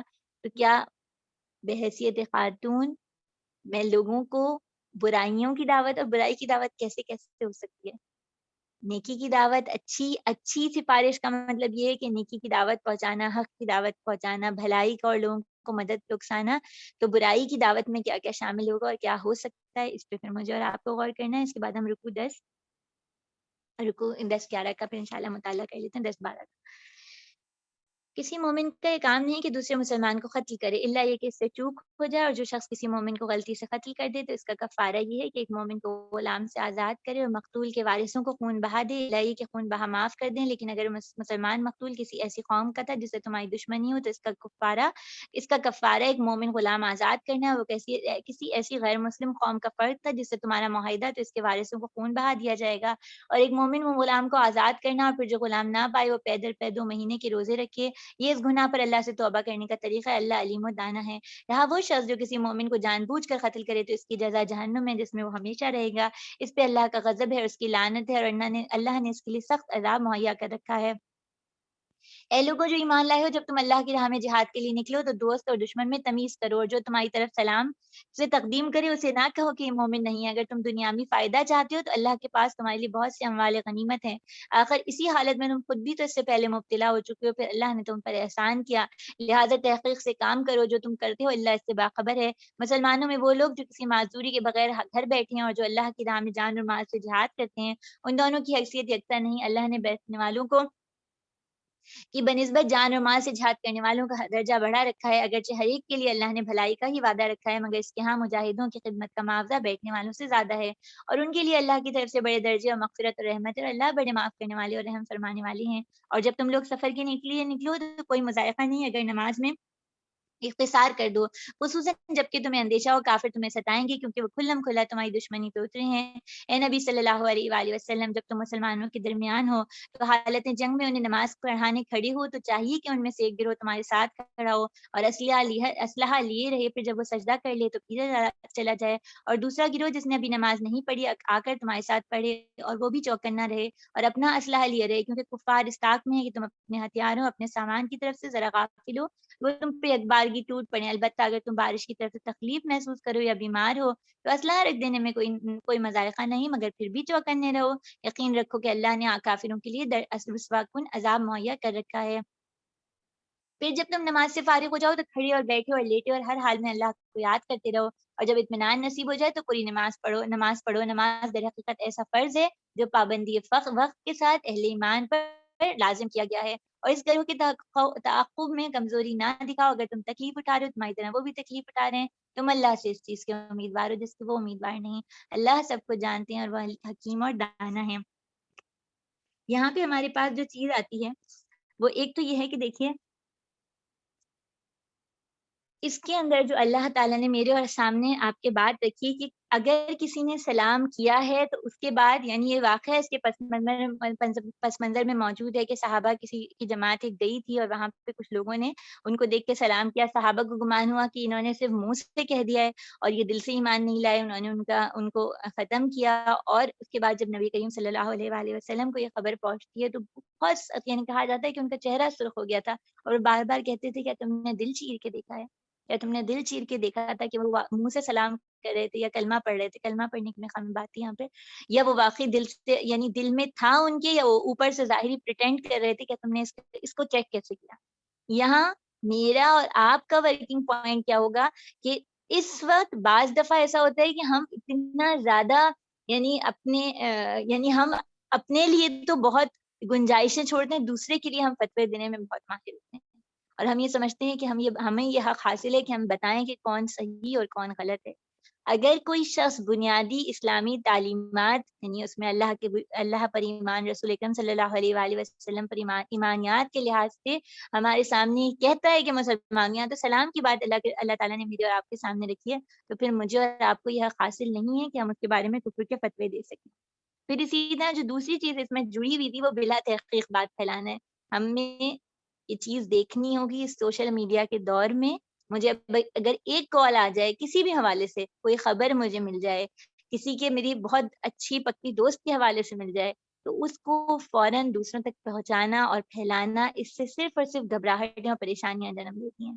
چیز کو تھوڑا سا، یعنی اللہ تعالیٰ نے جس طرح یہاں بتایا کہ اس وقت جو تمہارے پاس ایسے افراد ہیں، اولو الامر ہیں یا جو ذمہ داران ہیں، ان تک پہنچاؤ اور پھر وہ اس چیز کو چیک کریں اور پھر اس چیز کو آگے پھیلائیں۔ تو اس پر غور کرنا چاہیے کہ کیا ہم یہ کام کرتے ہیں، یا فوراً کوئی خبر آئے، کوئی چیز آئے اور یعنی ابھی میں نے دیکھا کسی نے شیئر کیا ہوا تھا کہ یہ دیکھیے کلمہ لا الہ الا اللہ ہے اور اس کو آگے آگے فارورڈ کرتے جائیں، جتنے لوگ پڑھیں گے آپ کا یہ جو اجر ہے یہ جاری رہے گا۔ تو صرف ایک یعنی وہ کسی کمپنی نے اس کو استعمال کیا اپنی پروڈکٹ کی اس کی مشہوری کے لیے، اس کے لیے انہوں نے کلمے کو استعمال کیا، تو مومن جو ہے نا وہ بہت چوکنا ہوتا ہے، وہ ہر چیز کو بلا تحقیق، یعنی سوچے سمجھے بغیر کرنے والا نہیں ہوتا۔ پھر یہاں نماز خوف اور نماز خسر دونوں کا ذکر آیا۔ مجھے اور آپ کو اللہ تعالیٰ کیا بتا رہے ہیں کہ نماز بھی تنہا نہیں، ورنہ تو کوئی مسئلہ نہیں تھا۔ اگر خوف کی نماز ہے، یعنی خطرہ ہے کہ کہیں سے حملہ ہوگا، ایک شخص الگ الگ پڑھ لے۔ خوف کی حالت میں بھی جماعت سے نماز، جماعت سے جڑے رہنا، اپنے گروپ سے جڑے رہنا، اپنے ہم خیال لوگوں سے جڑے رہنا، اور نماز قصر بھی، نماز قصر ایسی نہیں ہے کہ آپشنل ہے، یہ نبی کریم صلی اللہ علیہ وآلہ وسلم کا طریقہ ہے اور مجھے اور آپ کو بھی کرنا چاہیے، اور یقیناً ہم سب کرتے بھی ہوں گے. لیکن نماز ایک ایسی چیز ہے جو بندے اور کفر کے درمیان جو ہے فرق کرنے والی ہے. تو اس کے بارے میں اور آپ محتاط ہو جائیں اور غور کریں کہ ہمارا کیا معاملہ ہے. پھر اس کے بعد ہم آگے رکوع نمبر 15 کا جو ہے وہ مطالعہ کرتے ہیں انشاءاللہ تعالی. اللہ کے ہاں بس شرک کی بخشش نہیں ہے، اس کے سوا اور سب کچھ معاف ہو جائے گا جس سے وہ معاف کرنا چاہے. جس نے اللہ کے ساتھ کسی کو شریک ٹھہرایا ہے وہ تو گمراہی میں بہت دور نکل گیا. وہ اللہ کو چھوڑ کر دیویوں کو معبود بناتے ہیں، وہ اس باغی شیطان کو معبود بناتے ہیں جس کو اللہ نے لعنت زندہ کیا. وہ اس شیطان کی اطاعت کرتے ہیں جس نے اللہ سے کہا تھا میں تیرے بندوں سے ایک مقررہ حصہ لے کر رہوں گا، میں انہیں بہکاؤں گا، میں انہیں آرزوؤں میں الجھاؤں گا، میں انہیں حکم دوں گا، وہ میرے حکم سے جانوروں کے کان پھاڑیں گے اور میرے حکم سے خدائی صاف میں رد و بدل کریں گے. اس شیطان کو جس نے اللہ کے بجائے اپنا ولی و سرپرست بنایا وہ صریح نقصان میں پڑ گیا، اور وہ لوگوں سے وعدے کرتا ہے اور انہیں امیدیں دلاتا ہے، مگر شیطان کی سارے وعدے بجس فریب کے اور کچھ بھی نہیں ہے، اور ان لوگوں کا ٹھکانہ جہنم ہے جس سے خلاصی کی کوئی صورت نہ پائیں گے. رہے وہ لوگ جو ایمان لے آئیں اور نیک عمل کریں تو انہیں ہم ایسے باغوں میں داخل کریں گے جن کے نیچے نہریں بہتی ہوں گے، وہ ہمیشہ ہمیشہ رہیں گے. اللہ تعالی ہمیں ان جنتوں کا مکین بنائے، آمین ثم آمین. یہ اللہ کا سچا وعدہ ہے، اللہ سے بڑھ کے کون اپنی بات میں سچا ہوگا. انجام کار نہ تمہاری آرزوؤں پہ موقف ہے نہ اہل کتاب کی آرزوؤں پر. جو بھی برائی کرے گا اس کا پھل پائے گا، اللہ کے مقابلے میں یہ اپنی کوئی حامی و مددگار نہ پا سکے گا. اور جو نیک عمل کرے گا خواہ مرد ہو یا عورت ہو، بشرطیے کہ وہ مومن ہو، تو ایسے ہی لوگ جنت میں داخل ہوں گے، ان کی ذرہ برابر حق تلفی نہ ہو پائے گی. اس شخص سے بہتر اور کون طریقہ زندگی ہو سکتا ہے جس نے اللہ کے آگے سر تسلیم خم کر دیا اور اپنا رویہ نیک رکھا اور یکسو ہو کر ابراہیم علیہ السلام کی طریقے کی پیروی کی، اس ابراہیم کی طریقے کی جسے اللہ نے اپنا دوست بنا لیا تھا. آسمانوں اور زمینوں میں جو کچھ ہے اللہ کے، اور اللہ تعالیٰ ہر چیز کو گھیرنے والے ہیں.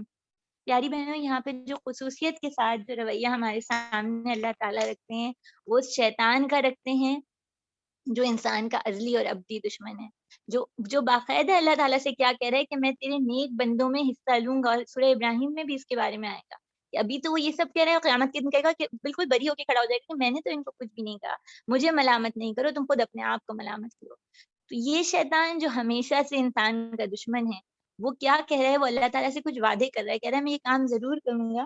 یہ آیت نمبر 119 ہے. اس میں وہ کیا کہہ رہا ہے کہ سب سے پہلے تو وہ کہہ رہا ہے کہ میں ان کو بھٹکاؤں گا.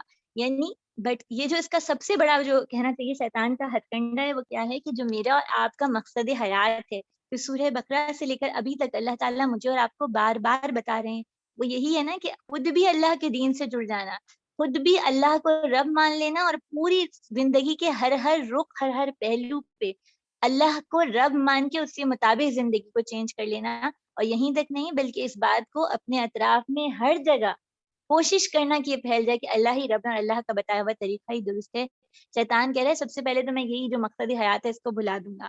پھر وہ کیا کہہ رہا ہے کہ میں حکم دوں گا، پھر وہ کیا کہہ رہا ہے میں جھوٹی امیدوں میں ڈالوں. جھوٹی امیدیں اہل کتاب کے ساتھ بھی لگائی ہوئی تھی اس نے اور ہمارے ساتھ بھی لگائی ہوئی ہیں. ہم یہ سمجھتے ہیں کہ بس ہم نے کلمہ لا الہ الا اللہ کہہ دیا، محمد رسول اللہ کہہ دیا اور ہمارے لیے سفارش ہو گئی اور ہمارے لیے شفاعت بھی ہو جائے گی. ایسا کچھ بھی نہیں ہے. کوششوں کے اوپر انعامات دیے جائیں گے، کوششوں کے اوپر، عمل کے اوپر درجہ ہوگا، علم پر بھی خالی نہیں ہوگا. یعنی آج میں نے اور آپ نے شاید یہ بھی سمجھ لیا ہے کہ علم بہت مل جائے تو اس کے بعد جنت میں داخلہ جو ہے وہ لازمی ہے، یعنی جنت کا ٹکٹ ہے، ایسا بھی نہیں ہو گیا. اپنی ہم امیدوں کا ذرا جائزہ تو لیں کہ وہ امیدوں میں کتنی سچائی اور کتنی حقیقت ہے. اور پھر وہ کیا کہتا ہے کہ میں حکم دوں گا کہ کان کاٹیں جانوروں کی، یہ سورہ انعام میں بھی آئے گا. اور آخری چیز پہ غور کیجیے گا، اور میں حکم دوں گا، یعنی ان کو اس کام پہ لگاؤں گا کہ اللہ کی تخلیق میں تبدیلی کریں. اللہ تعالیٰ نے مرد اور عورت کا ایک دائرہ کار متعین کیا اور بتایا کہ مرد قوام ہے، عورت گھر کو سنبھالنے والی ہے، عورت کو نسل انسانی کو چلانے کا ذریعہ بنانے والا بنا ہے. انسان کی تخلیق میں تبدیلی وہ کیسے کرتا ہے؟ عورت کو معاش کی دوڑ میں کھپا دیا. اور جب عورت اس حال کو پہنچی تو مرد کس حال میں پہنچا کہ مرد سے چین اور سکون پانے کی کوشش کرنے لگا. آپ کے سامنے یہ تصویر ہوگی، یہ آدمی ہے جو کہ ڈاگس کی صورت میں. اور کل رات کو میں ان کے بارے میں پڑھ رہی تھی، اس کے بعد جتنی یعنی اگر آپ بھی پڑھیں تو آپ کی طبیعت اتنی گھبرائے گی کہ مجھے لگتا ہے کہ یہ اضطراب آپ کو چین نہیں لینے دے. جب انسان شیطان کے چکروں میں پھنستا ہے تو کسی طرح اسے قرار نہیں آتا، اور جب عورتیں گھروں سے نکل جاتی ہیں تو ان گھروں کا سکون اتنا ختم ہو جاتا ہے کہ وہ مرد ہیں جو اپنی زندگی کتوں کی طرح باقاعدہ بسر کر رہے ہیں، ان کے پیالوں میں کھاتے ہیں، یہ کیجز میں رہتے ہیں، ان کا ایک اونر ہوتا ہے اور یہ بہت بڑی تعداد میں ان کے کلبز ہیں، ان کی پوری یعنی ان کے ایونٹس منعقد ہوتے ہیں، یہ ان میں جاتے ہیں اور یہ ان میں خوش ہوتے ہیں، اور ان کا ایک پٹھا ہوتا ہے جس کی چابی ان کے اونر کے ہاتھ میں ہوتی ہے، اور وہ یہ کہتے ہیں کہ زندگی میں ہمیں سکون نہیں ملتا، ہمیں اس حالت میں اس ڈاگ بننے کے بعد سکون مل جاتا ہے۔ اور آپ نے یہ بھی دیکھا ہوگا، آپ سب یہ چیزیں، یہ خبریں مستقل آ رہی ہیں کہ جنس کی تبدیلی کی بات ہو رہی ہے، فلوئڈ جینڈر کی بات ہو رہی ہے، اور یہ بھی بات ہو رہی ہے خلق میں تبدیلی کیسے ہوتی ہے، یہ پورے میک اپس کی پوری جو برانڈز ہیں، یعنی ہلکا پھلکا آرائش اور زیبائش کو کبھی بھی اللہ تعالیٰ نے ناپسند نہیں کیا، لیکن پوری کی پوری شکل تبدیل کر دی جائے، اس کے لیے کاسمیٹک سرجریز کی طرف جایا جائے، اور اس کے بعد انسان، عورت جو ہے وہ نسل جاری کرنے والی ہے، اس کو یہ بتایا جائے کہ تم فیملی پلاننگ بھی کرو۔ انسان کہاں، شیطان کے وار کہاں کہاں سے ہیں اور انسان کہاں کہاں سے بہکتا ہے، اور یہ ساری چیزیں اگر میں اور آپ نہیں غور کریں گے پیاری بہنوں، تو حالات بہت عجیب ہیں، بہت ہی عجیب ہیں۔ سال 2 سال کی بات ہے، دنیا ایسے ایسے رنگ بدلے گی اور نظر آئیں گے، اگر میں نے اور آپ نے ابھی سبق نہیں سیکھا اور اللہ کی کتاب کو نہیں پکڑا تو بہت مشکل ہے۔ اللہ تعالیٰ ہمیں واقعی سبق لینے والا اور اپنی زندگیوں کو درست کرنے والا بنائے، آمین ثم آمین۔ ہمارے پاس آیت، اس کے بعد ہم 16 کا مطالعہ کرتے ہیں۔ لوگ تم سے عورتوں کے معاملے میں فتویٰ پوچھتے ہیں، کہو تمہیں اللہ ان کے معاملے میں فتویٰ دیتا ہے اور ساتھ ہی وہ احکام یاد دلاتا ہے جو پہلے تم کو لوگوں میں سنائے جاتے ہیں، جو تم سے پہلے اس کتاب میں سنائے جا رہے ہیں، یعنی وہ احکام جو ان یتیم لڑکیوں کے متعلق ہیں جن کے حق تم ادا نہیں کرتے، جن کے نکاح کرنے سے تم باز رہتے ہو یا لالچ کی بنا تم ان سے نکاح کر لینا چاہتے ہو، اور وہ احکام جو ان بچوں کے متعلق ہیں جو بیچارے کوئی زور نہیں رکھتے، اللہ تمہیں ہدایت کرتا ہے کہ یتیموں کے ساتھ انصاف کرو، اور جو بھلائی تم کرو گے وہ اللہ کے حکم سے علم سے چھپی نہ رہے گی۔ جب کسی عورت کو اپنے شوہر سے بدسلوکی یا بے خلوقی کا خطرہ ہو تو کوئی مذائقہ نہیں، اگر میاں اور بیوی کچھ حقوق کی کمی بیشی میں آپس میں صلح کر لیں، صلح بہرحال بہتر ہے، نفس تنگدلی کے ساتھ جلدی مائل ہو جاتے ہیں، لیکن تم لوگ احسان سے پیش آؤ اور خدا ترسی سے کام لو تو یقین کرو اللہ تمہارے اس طرز عمل سے بے خبر نہیں ہوں گی۔ بیویوں کے درمیان پورا پورا عدل کرنا تمہارے بس میں نہیں، تم چاہو بھی تو اس پہ قادر نہیں ہو سکتے، لہٰذا قانون الہی کا منشا پورا کرنے کے لیے کافی ہے کہ ایک بیوی کی طرف اس طرح نہ جھک جاؤ کہ دوسری کو ادھر لٹکتا چھوڑ دو۔ اگر تم اپنا طرز عمل درست رکھو اور اللہ سے ڈرتے رہو تو اللہ چشم پوشی کرنے والے اور رحم فرمانے والے ہیں، لیکن اگر زوجین ایک دوسرے سے الگ ہو جائیں تو اللہ اپنی وسیع قدرت سے ہر ایک کو دوسرے کی محتاجی سے بے نیاز کر دیں گے۔ اللہ کا دامن بہت کشادہ ہے اور وہ دانا اور بینا ہے، آسمان اور زمین میں جو کچھ ہے سب اللہ ہی کا ہے۔ تم سے پہلے جن کو ہم نے کتاب دی تھی انہیں بھی یہی ہدایت کی تھی، اب تم کو بھی یہی ہدایت کرتے ہیں کہ اللہ سے ڈرتے رہو اور کام کرو، لیکن اگر تم نہیں مانتے تو نہ مانو۔ آسمان اور زمین کی ساری دنیا کا مالک اللہ ہی ہے اور وہ بے نیاز اور ہر تعریف کا مستحق ہے۔ ہاں اللہ ہی مالک ہے ان سب چیزوں کا جو آسمان اور زمین میں ہے، اور کارسازی کے لیے بس وہی کافی ہے۔ اگر وہ چاہے تو تم لوگوں کو ہٹا کے تمہاری جگہ دوسروں کو لے آئے، وہ اس کی پوری قدرت رکھتا ہے، اور کوئی شخص محض ثواب دنیا کا طالب ہو تو اسے معلوم ہونا چاہیے کہ اللہ کے پاس ثواب دنیا بھی ہے اور ثواب آخرت بھی ہے، اور اللہ سمیع و بصیر ہیں۔ یہ منافق اللہ کے ساتھ دھوکے بازی کر رہے ہیں، در حقیقت اللہ ہی نے انہیں دھوکے میں ڈال رکھا ہے۔ جب یہ نماز کے لیے اٹھتے ہیں تو کچھ مساتے ہوئے اٹھتے ہیں، محض لوگوں کو دکھانے کی خاطر اٹھتے ہیں اور اللہ کو کم ہی یاد کرتے ہیں۔ کفر اور ایمان کے درمیان ڈاواں ڈول ہیں، نہ پورے اس طرف ہوتے ہیں نہ پورے اس طرف ہوتے ہیں، جیسے اللہ نے بھٹکا دیا اس کے لیے تم کوئی راستہ نہیں پا سکتے۔ پھر اے لوگوں جو ایمان لائے ہو، مومنوں کو چھوڑ کے کافروں کو اپنا رفیق نہ بناؤ۔ کیا تم چاہتے ہو کہ اللہ کو اپنے خلاف صریح حجت دے دو؟ یقین جانو کہ منافق جنت کے سب سے نچلے طبقے میں جائیں گے اور تم کسی کو ان کا مددگار نہ پاؤ گے، البتہ جو ان میں سے تائب ہو جائیں، اپنے طرز عمل کی اصلاح کر لیں اور اللہ کا دامن تھام لیں اور اپنے دین کو اللہ کے لیے خالص کر لیں، ایسے لوگ مومنوں کے ساتھ ہیں، اللہ مومنوں کو ضرور اجر عظیم دیں گے۔ آخر اللہ کو کیا پڑے کہ تمہیں خواہ سزا دیں گے؟ اگر تم شکر گزار بندے بنے رہو، ایمان کی روش پہ چلو، اللہ بڑے قدردان ہیں اور سب کے حال سے واقف ہیں۔ اللہ کو اس بات کو پسند نہیں کرتے کہ آدمی بدگوئی پہ زبان یہ کھولے، الہ یہ کہ کسی پر ظلم کیا گیا ہے، اللہ سب کچھ سننے اور جاننے والے ہیں۔ مظلوم ہونے کی صورت میں اگرچہ تم پہ بدگوئی کا حق ہے، لیکن تم ظاہر و باطن میں بھلائی ہی کیے جاؤ، یا کم سے کم برائی سے درگزر کرو۔ تو اللہ کی صفت بھی ہے کہ وہ بڑا معاف کرنے والا اور رحم فرمانے والا ہے۔ بہنوں یہاں سے ہمارا 6 پارہ شروع ہو گیا، ہم اس کو یہیں تک رکھتے ہیں, باقی رکو انشاءاللہ کل ہوگا. یہاں پہ جو ہمارے پاس موضوعات آتے ہیں کہ دیکھیے کل جو چیز ہمارے سامنے تھی وہ یہ تھی کہ اگر بیوی میں نشوز ہو یا نشوز کے اندر وہی رکھیے گا کہ شوہر کی طرف نفرت یا شوہر سے برا معاملہ کرنا, تو اس کے لیے اللہ نے اصلاح کی کچھ سیڑھیاں بتائی تھیں. اب یہاں پر شوہر کے رویے کے بارے میں آتا ہے کہ شوہر جو ہے اس کے اندر وہ بیوی کی سے حقارت کا معاملہ رکھتا ہے یا بیوی کے ساتھ بیٹھنا نہیں چاہتا یا مطلب توجہ نہیں دیتا, جو بھی صورتیں ہیں. تو اس حوالے سے یہاں پہ آیت نمبر 128 اور 130 جو ہے اسی حوالے سے ہمارے سامنے اللہ تعالیٰ رکھیں گے.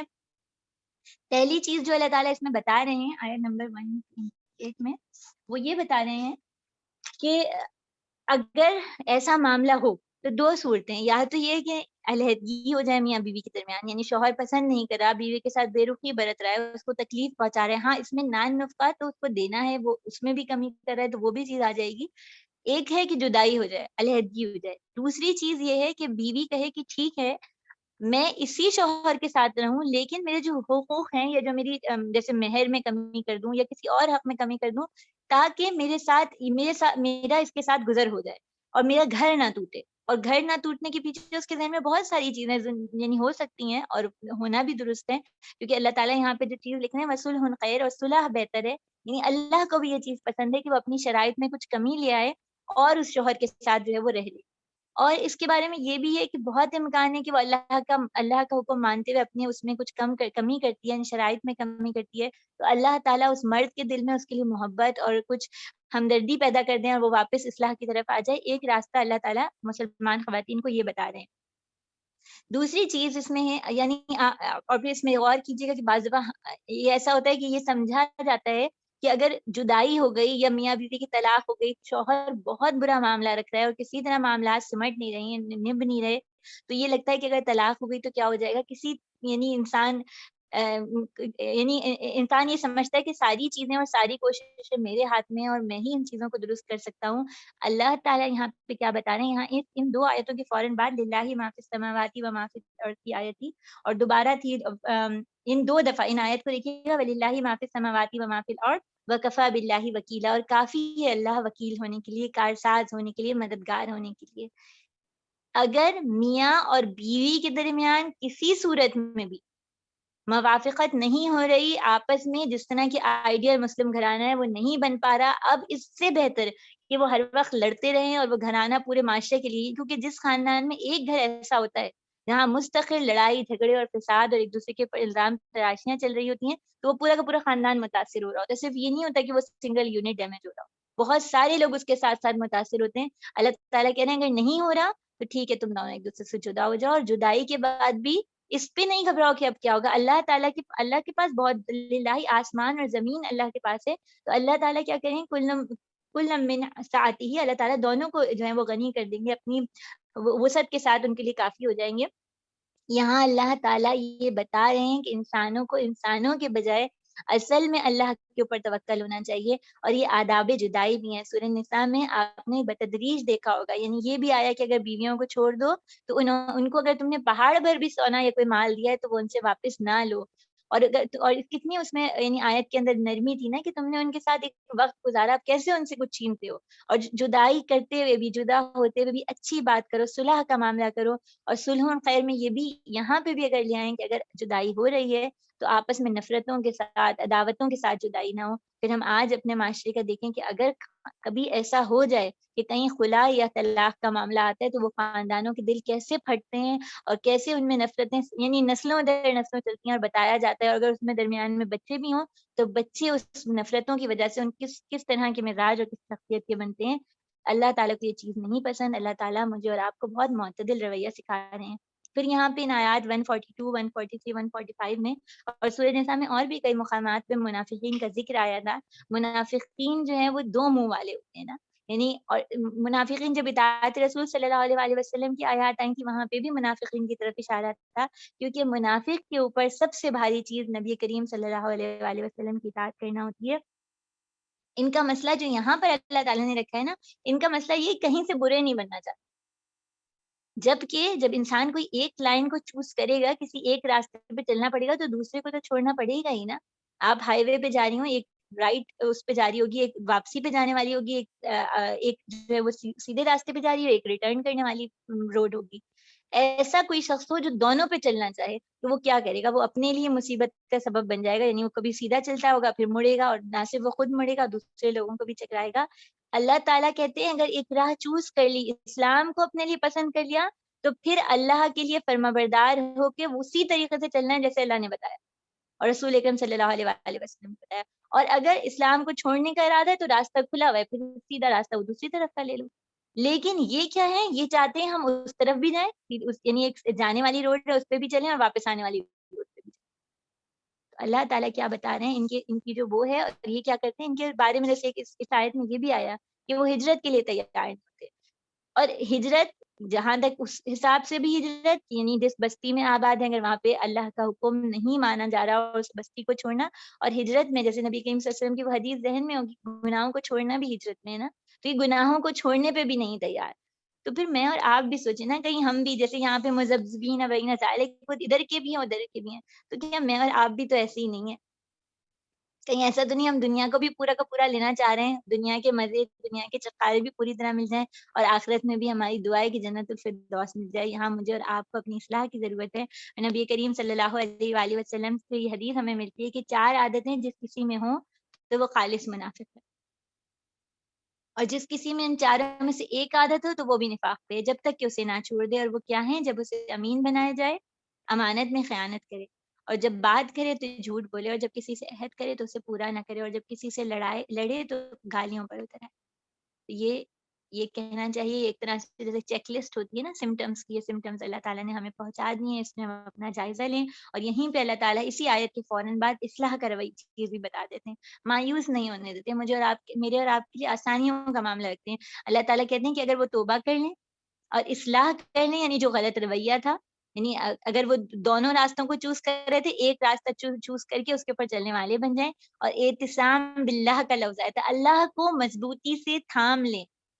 اللہ کو مضبوطی سے تھامنے کا مطلب کتاب اللہ سے اور رسول اکرم صلی اللہ علیہ وآلہ وسلم کی سنت سے جڑ جائیں، اور اس کی آخری چیز کیا ہے کہ اخلاص کے ساتھ نیت خالص، تو نیت جو ہے نا، منافق جو ہے اس کی نیت کا پرابلم ہوتا ہے، اور نیت اللہ کے سوا کوئی بھی نہیں جانتا۔ اللہ تعالیٰ ہماری نیتوں کو اپنے لیے پوری طرح خالص کر لے، آمین ثم آمین۔ اور اس پارے کا اختتام میں اللہ تعالیٰ نے جو ثواب جو اختتام پہ بالکل آیت رکھی ہے کہ اللہ تعالیٰ تمہیں کیوں عذاب دیں گے اگر تم شکر کرو گے اور ایمان لاؤ گے۔ اور شکر کے اندر کیا چیز شامل ہے؟ شکر ذہن سے بھی ہے، یعنی ذہنی طور پہ بھی میں اللہ کی نعمت کا اقرار کروں۔ میرے اور آپ کے پاس اس وقت ایک بہت بڑی نعمت کیا ہے کہ جب ہم فزیکلی ایک دوسرے سے نہیں مل سکتے، اللہ تعالیٰ نے ایسے اسباب اور ایسے افراد پیدا کیے ہیں جو ہمیں ایک دوسرے کے ساتھ مل کے اللہ کی کتاب سیکھنے اور عمل کی دعوت دینے والے ہیں۔ اس نعمت کو ذہن سے اس کا اقرار کروں، اس کے لیے اللہ کی شکر گزاری اختیار کروں، اور اس کے بعد زبان سے بھی اس کا اقرار ہوگا، اور عمل سے کیسے ہوگا؟ زبان سے ایسے ہوگا کہ اس دعوت کو دوسروں تک پہنچاؤں۔ یہ ایک ایسا خزانہ ہے جس کو چھپا کے نہیں رکھنا بلکہ اس کو آگے تقسیم کرنا ہے۔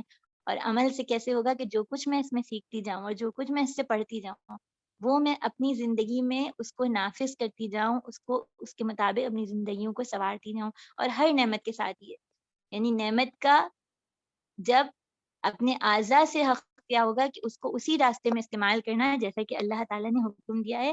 یہ مجھے اور آپ کو اللہ نے دعوت دی، اور آخری چیز تھی آمنتم، یعنی اللہ کے اوپر ایمان لاؤں، اور اللہ کو مانوں اور اللہ کی مانوں۔